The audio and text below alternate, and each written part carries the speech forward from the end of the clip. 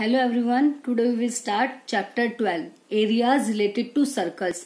जैसा कि नाम से ही क्लियर है कि इस चैप्टर में हम सर्कल से रिलेटेड एरियाज को कैलकुलेट करना सीखेंगे कि सर्कल्स के अंदर जितने भी हमारे उसके टॉपिक्स होते हैं, जितने भी पार्ट्स उसके अंदर कंटेन होते हैं, जैसे कि सेक्टर, सेगमेंट, उसकी सरकमफ्रेंस, ठीक है, इस टाइप के सभी एरियाज कैलकुलेट करना हम इस चैप्टर में सीखेंगे। बट आज हम करेंगे एक्सरसाइज 12.1 और 12.1 में सिर्फ हमें दो ही फॉर्मूलाज करने हैं, क्या, parameter of the circle and area of the circle, जो कि आप ऑलरेडी लोअर क्लासेस में कर भी चुके हो। ठीक है, पैरामीटर का मतलब क्या होता है, कोई भी सर्कल है उसकी जो टोटल बाउंड्री, ठीक है, तो पैरामीटर को हम सर्कल की सरकमफ्रेंस भी कहते हैं। सपोज हमारे पास कोई एक सर्कल है, तो इसकी जो ये टोटल बाउंड्री है इसकी लेंथ को हम बोलते हैं पैरामीटर। ठीक है, सिर्फ सर्कल की क्या, कोई भी फिगर हो उसकी जो टोटल बाउंड्री होती है उसे हम बोलते हैं उसका पैरामीटर। सर्कल के पैरामीटर को हम उसकी सरकमफ्रेंस भी बोलते हैं, सरकमफ्रेंस ऑफ द सर्कल, जिसका फॉर्मूला होता है 2πr, where r is the radius of the circle. This is the centre of the circle, ये इसकी क्या हो जाएगी, रेडियस। ठीक है, तो रेडियस होती है हमारी r से डिनोट करते हैं, तो पैरामीटर या फिर सरकमफ्रेंस ऑफ द सर्कल क्या होती है, 2πr। अब उसके बाद होता है area of the circle. Area का मतलब क्या होता है, किसी भी फिगर के एरिया से हमारा मतलब है कि जैसे सपोज मैंने ये सर्कल बनाया, इस पेपर पे बनाया है, तो इस सर्कल ने इस पेपर का कितना पोर्शन कवर किया उसे हम बोलते हैं उसका एरिया। या सपोज आप ये कह सकते हो, आपका घर में आपका जैसे फ्लोर है उसके ऊपर एक बेड रखा हुआ है, तो उस बेड ने आपके रूम के फ्लोर का कितना पोर्शन कवर किया हुआ है, वो उतना पोर्शन उसका क्या हो जाएगा, एरिया। ठीक है, तो एरिया का मतलब होता है space covered by any figure या फिर एनीथिंग, मतलब किसी भी चीज ने जितना भी उसका स्पेस ऑक्युपाई कर रखा है उसे हम बोलते हैं एरिया ऑफ दैट फिगर। ठीक है, और एरिया ऑफ सर्कल का फॉर्मूला क्या होता है, πr²। ठीक है, πr², this is the area of the circle and circumference is 2πr। बाकी सेक्टर, सेगमेंट, इससे रिलेटेड जो भी एरियाज फाइंड आउट करने के जो फॉर्मूलेज हैं वो नेक्स्ट एक्सरसाइज में एप्लीकेबल होंगे, तो वो उसके फॉर्मूले हम जब नेक्स्ट एक्सरसाइज करेंगे तभी करेंगे। तो आज के लिए सिर्फ आपको ये दो ही फॉर्मूले ध्यान रखने हैं, parameter of the circle 2πr and area of the circle is πr²। Now let's start question number 1. The radii of two circles are 19 centimeter and 9 centimeter respectively। Means दो सर्कल्स गिवन है, एक की रेडियस है 19 as दूसरे की 9। ठीक है, find the radius of the circle which has circumference equal to the sum of circumference of the two circles. मतलब मान लो, देखो हमारे पास दो सर्कल्स गिवन है, ठीक है, एक की रेडियस कितनी है 19 और एक सर्कल और है जिसकी रेडियस कितनी है 9। अब ये कह रहे हैं इन दोनों की सरकमफ्रेंस का टोटल से एक नया सर्कल बनेगा, उसकी रेडियस हमें फाइंड आउट करनी है। ठीक है, दो सर्कल्स हमें गिवन है, उन दोनों की सरकमफ्रेंस, उन दोनों सर्कल्स की सरकमफ्रेंस को ऐड करके एक न्यू सर्कल्स कंस्ट्रक्ट होगा, मतलब जो नया सर्कल होगा उसकी सरकमफ्रेंस इन दोनों की सरकमफ्रेंस के टोटल के इक्वल होगी। Then we have to find the radius of the new circle. ठीक है, तो सबसे पहले क्या करेंगे, हमें दो सर्कल्स की रेडियस गिवन है तो उसे राइट कर लेते हैं। तो लेट कर लेते हैं कि जो रेडियस है फर्स्ट सर्कल की, रेडियस ऑफ फर्स्ट सर्कल, उसे हम नाम दे देते हैं r1। ठीक है, which is equal to 19 centimetre. ऐसे ही लेट कर ली radius of second circle, first given circle भी आप राइट कर सकते हो, उसको नाम दे दिया मैंने r2, which is equal to 9 centimetre. दो सर्कल की रेडियस थी 19 एंड 9। अब find out the radius of the circle which has circumference. तो अब हमने रेडियस निकालनी है, तो हम लेट कर लेते हैं जिस सर्कल की रेडियस हमें फाइंड आउट करनी है उसको भी, उसे हम कैपिटल R लेट कर लेते हैं। तो let radius of required circle, required का मतलब अपने आप ही हो गया कि जो हमें वैल्यू फाइंड आउट करनी है जिस सर्कल की, उस सर्कल की हम बात कर रहे हैं। तो radius of the required circle equals to हमने कितनी लेट कर ली r, और r की वैल्यू हमें फाइंड आउट करनी है अब। ठीक है, अब इन्होंने बोला है कि जो नया सर्कल है ना, जो मतलब रिक्वायर्ड सर्कल है, उसकी सरकमफ्रेंस इक्वल है sum of the circumference of two circle. First वाले सर्कल की सरकमफ्रेंस और सेकंड वाले सर्कल की सरकमफ्रेंस के सम के इक्वल। तो बस यही सीधा राइट कर देते हैं कि सरकमफ्रेंस ऑफ, आप चाहो तो लिख सकते हो according to question, circumference of required circle that is equals to circumference of first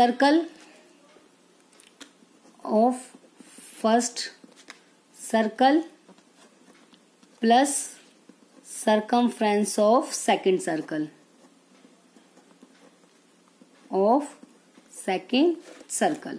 ठीक है। तो रिक्वायर्ड सर्कल, हमें पता है सरकमफ्रेंस क्या होता है सर्कल की, 2πr। तो सरकमफ्रेंस हो गई 2π, इस सर्कल की रेडियस क्या थी हमारे पास, कैपिटल R, तो 2πr equals to circumference of first circle 2πr होती है, 2π, बट फर्स्ट सर्कल के लिए हमारी रेडियस थी R1, so we use R1 plus ऐसे सेकंड सर्कल के लिए रेडियस क्या हमारी R2। तो 2πr इक्वल होगा 2πr1 प्लस 2πr2। अब देखो 2π सभी में है तो ये कैंसिल आउट हो जाएगा, ये एज इट इज मैंने यहां से कॉमन ले लिया 2π, क्या बच गया R1 प्लस R2। अब ये कैंसिल हो जाएगा ना, क्योंकि मल्टीप्लाई में इधर आके डिवाइड में, तो 2π से 2π उस केस में क्या हो जाएगा, कैंसिल। तो R इक्वल आ गई R1 प्लस R2। तो R1 और R2 की वैल्यू हमारे पास है 19 और 9, तो R equals to 19 plus 9 which is equals to 28, और मेजरमेंट की यूनिट क्या है हमारे पास, सेंटीमीटर, सो 28 सेंटीमीटर। इसका मतलब जो रिक्वायर्ड सर्कल था उसकी रेडियस कितनी आ गई, 28 centimetre. So radius of required circle equals to 28 centimetre. ठीक है, तो बस सिंपल सी एक क्वेश्चन था हमारे पास, क्या था कि हमारे पास दो सर्कल है, उनके अलग अलग रेडियस गिवन है, तो ये कह रहे हैं कि उन दोनों की सरकमफ्रेंस, जो दोनों सर्कल्स गिवन है उन दोनों की सरकमफ्रेंस को टोटल करके एक नए सर्कल की सरकमफ्रेंस बनाई गई। तो उस सर्कल की हमें फाइंड आउट करनी है उसकी रेडियस।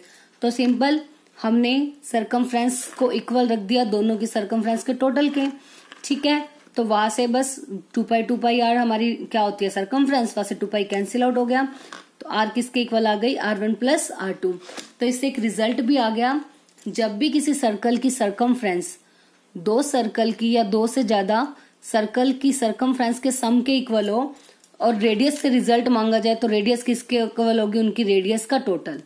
ऐसे मान लो आपको कहा जाता कि 3 सर्कल गिवन है, तो नया सर्कल निकालो जो तीनों की सरकमफ्रेंस के टोटल के इक्वल है, तो उसकी रेडियस क्या हो जाती है, R1 plus R2 plus R3।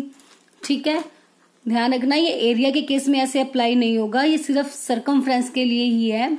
Circumference अगर बाकी के सर्कल की सरकमफ्रेंस के सम के इक्वल है, तो आप रेडियस को उन्हीं सर्कल्स की रेडियस के टोटल के इक्वल रख सकते हो। सेम ऐसे जो क्वेश्चन सेकंड है उसमें सेम करना है, सिर्फ उसमें सरकमफ्रेंस के प्लेस पर आपको एरिया गिवन होगा, उसमें आपको क्लियर हो जाएगा कि एरिया के केस में ऐसा नहीं होता। Now second question is the radius of the circle of 2 circles are 8 centimetre and 6 centimetre respectively. अब इसमें फिर वही 2 सर्कल्स दिए हुए हैं, फर्स्ट सर्कल की रेडियस है आपके पास 8 सेंटीमीटर और सेकंड की कितनी है 6 centimetre. Find the radius of the circle having area equals to the sum of the area of 2 circles. जैसे पीछे वाले क्वेश्चन में क्या बोला हुआ था कि उस सर्कल की रेडियस फाइंड आउट करो जिसकी सरकमफ्रेंस बाकी दोनों सर्कल की सरकमफ्रेंस के सम के इक्वल है। इस क्वेश्चन में बोला है कि रेडियस फाइंड आउट करो उस सर्कल की जिसका एरिया इक्वल होगा बाकी दोनों सर्कल्स के, जो 2 गिवन सर्कल्स हैं उनके एरिया के सम के equal.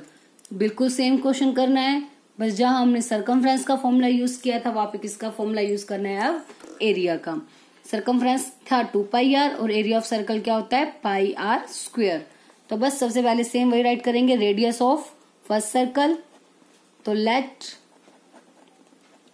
Radius of first circle, जिसको हम लेट कर लेते हैं r1, कितनी गिवन है हमारे पास 8 सेंटीमीटर, सेकंड की कितनी है 6 सेंटीमीटर, तो let radius of second circle that is r2 equals to 6 centimetre, और रिक्वायर्ड सर्कल की रेडियस को हम क्या लेट कर लेते हैं capital R, and let radius of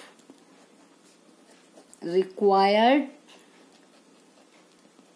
circle that is equals to capital R centimetre. अब according to question area of the required circle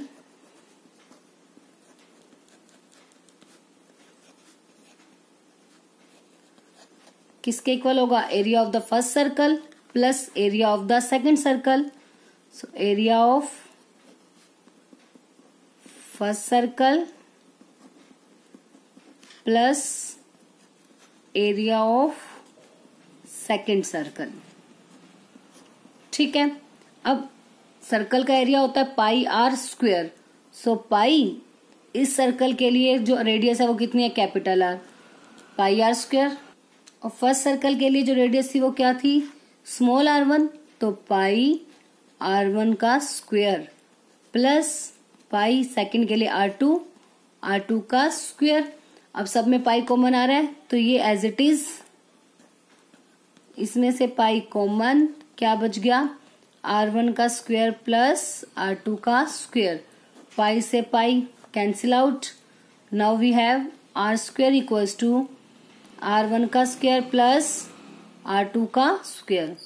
r का स्क्वायर ये तो हमें फाइंड आउट करना है, r1 की वैल्यू कितनी है हमारे पास 8 और r2 की वैल्यू 6, तो r1 का स्क्वायर मतलब 8 का स्क्वायर, r2 का स्क्वायर मतलब 6 का स्क्वायर, 8 स्क्वायर होता है 64, 8 8 जा 64, 6 स्क्वायर इज 36, 6 6 जा 36।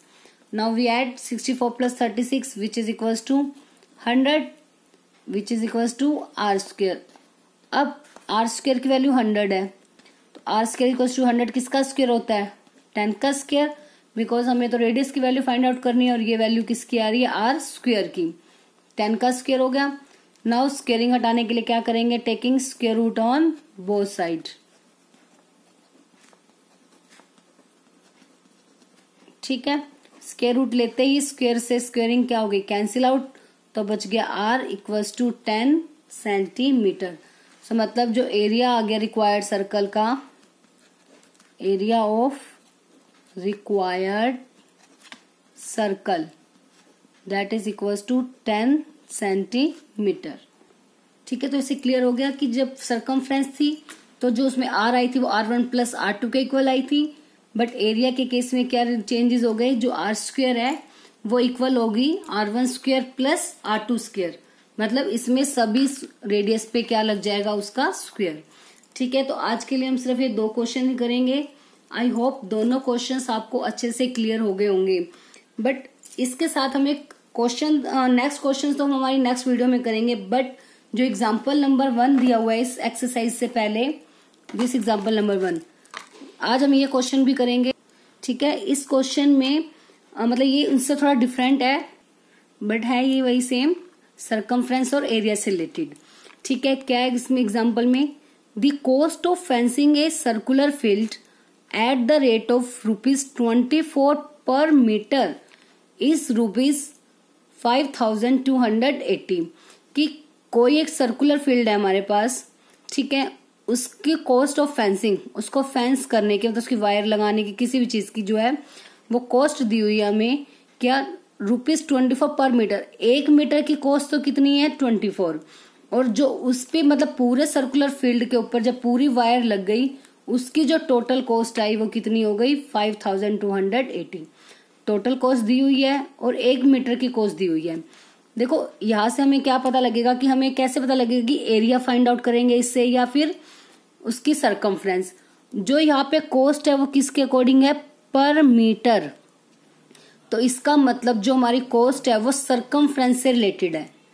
अगर यहाँ पे आपकी कॉस्ट पर मीटर स्क्वायर होता तो उस केस में जो कॉस्ट होती है वो किससे रिलेटेड होती है, हमारी एरिया से। ठीक है, बट यहाँ पे जो कॉस्ट दी हुई है वो हमें कितनी दी हुई है, ₹24 पर मीटर।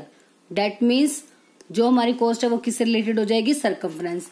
ठीक है, और सर्कल की सरकमफ्रेंस हमें पता क्या होती है, 2πr। टोटल कॉस्ट है, अब देखो जैसे सपोज हमारे पास एक सर्कल है, इसके ऊपर पूरी जो फेंसिंग करनी है हमने, सपोज पूरी वायर लगानी है इसके ऊपर। ठीक है, इसके ऊपर पूरी वायर लगाने में जो खर्चा आया हमारा वो कितना हो गया, 5280। अब हमें नहीं पता ये कितने मीटर है, कितने भी मीटर हो सकती है, और हमें बोल दे कि 1 मीटर का जो खर्चा है ना वो 24 है। तो टोटल का निकालने के लिए क्या करेंगे, जो सरकमफ्रेंस होगी हमारी वो किसके इक्वल होगी, 5280 बाय में 24, मतलब जो टोटल कॉस्ट होगी बाय में पर मीटर की कॉस्ट। ऐसा क्यों होगा, देखो हमें पता है कि टोटल हमने कितने ऊपर लगाना है, 2πr के ऊपर हमने इसको सरकमफ्रेंस को फेंसिंग करनी है 2πr के ऊपर। 1 मीटर की कॉस्ट कितनी है, 24। ठीक है, और तो 2πr की कॉस्ट कितनी हो जाएगी, 2πr की मल्टीप्लाई करेंगे 24 के साथ। 1 मीटर की कॉस्ट अगर 24 है तो 2πr की कॉस्ट, मतलब हमें तो पता नहीं ना कितने मीटर, एग्जैक्ट वैल्यू तो हमें पता ही नहीं है बिकॉज हमारे पास सरकमफ्रेंस नहीं गिवन। तो 2πr की कॉस्ट निकालने के लिए 24 से मल्टीप्लाई, उसके बाद जो हमारी टोटल कॉस्ट आई वो हमें गिवन है 5280 आई। तो अगर आपने सरकमफ्रेंस निकालनी है मतलब 2πr निकालनी है तो किसके इक्वल हो जाएगी, 5280 बाय में 24। तो यही हमने किया है। तो सरकमफ्रेंस यहाँ से हम इसकी निकाल लेंगे कि लेंथ ऑफ द फेंस या फिर circumference of the circle, total cost by में पर मीटर कॉस्ट। तो ये आपका आंसर। तो इस स्टेप का आपने ध्यान रखना है, जब भी आपको टोटल कॉस्ट भी गिवन हो, पर मीटर की कॉस्ट गिवन हो, तो वहां से आप उसकी पैरामीटर निकालोगे। कोई और फिगर है तो पैरामीटर निकलेगा, सर्कल है तो उसकी सरकमफ्रेंस हम फाइंड आउट कर देंगे। ठीक है, ऐसे ही अगर टोटल कॉस्ट दी होती, पर मीटर स्क्वायर की कॉस्ट होती, तो वहां से हम क्या निकाल लेते, उसका एरिया। ठीक है, तो यहाँ से हमारी सरकमफ्रेंस आ गई 220 मीटर। अब उसके बाद एक क्वेश्चन में कह रहे हैं the field is to be plot at the rate of ₹0.50 per metre square. अब जो उसको प्लॉ करना है, मतलब कि जो फील्ड को प्लॉइंग करने की जो कॉस्ट है वो 1 मीटर स्क्वायर की कॉस्ट है 0.50 मीटर स्क्वायर। तो यहाँ से हमें पता लग गया हमें क्या निकालना है, एरिया। मीटर स्क्वायर क्योंकि किससे रिलेटेड होता है, एरिया से। ठीक है, then the find the cost of the ploughing the field.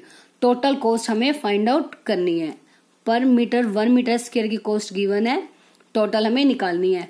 तो मतलब हमें एरिया निकालना है, एरिया होता है πr स्क्वायर। तो उसके लिए हमें चाहिए रेडियस। रेडियस नहीं है ना हमारे पास, बट हमने अभी फाइंड आउट किया सरकमफ्रेंस। तो सरकमफ्रेंस होती है 2πr which is equals to 220।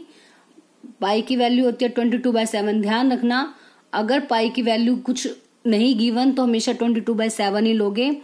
अगर कुछ और मेंशन है, जैसे मतलब 3.14 मेंशन है तो ही आप 3.14 यूज करोगे, अदरवाइज हमेशा क्या यूज करेंगे, पाई की वैल्यू 22/7। तो बस पाई के प्लेस पर 22/7 आर। तो अब दोनों वैल्यू मल्टीप्लाई में इधर आके क्या हो जाएगी, डिवाइड में। 2 मल्टीप्लाई में डिवाइड में आ गया और इसका हो गया रेसिप्रोकल 7/22।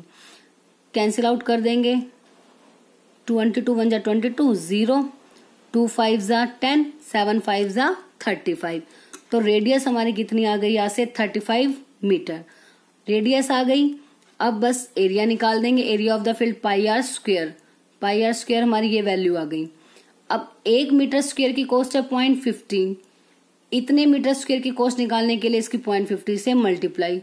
तो टोटल आंसर कितना आ गया, 1925। ठीक है, ये एग्जाम्पल भी मैंने आपको इसलिए करवाया था बिकॉज इस स्टेप के जब कॉस्ट वाले क्वेश्चन आ जाते हैं तो स्टूडेंट्स को उसमें कंफ्यूजन हो जाती है, वो सॉल्व नहीं कर पाते। तो आपने ध्यान रखना है इस स्टेप से, जब भी टोटल कॉस्ट या पर मीटर की कॉस्ट दी होगी तो उससे आपका क्या निकलेगी, सरकमफ्रेंस। और पर मीटर स्क्वायर की कॉस्ट दी होगी और टोटल कॉस्ट, तो वहां से क्या निकलेगा, एरिया। बस इतनी सी बात याद रखनी है और इसमें कंफ्यूज नहीं होना। आई होप आपको एग्जाम्पल भी अच्छे से क्लियर हो गया होगा। तो आज के लिए आपका बस काम इतना ही। एक तो एग्जाम्पल 1 को अच्छे से करोगे और जो 2 क्वेश्चंस हमने अभी एक्सरसाइज के किए हैं उन्हें अच्छे से उसकी प्रैक्टिस करोगे आप।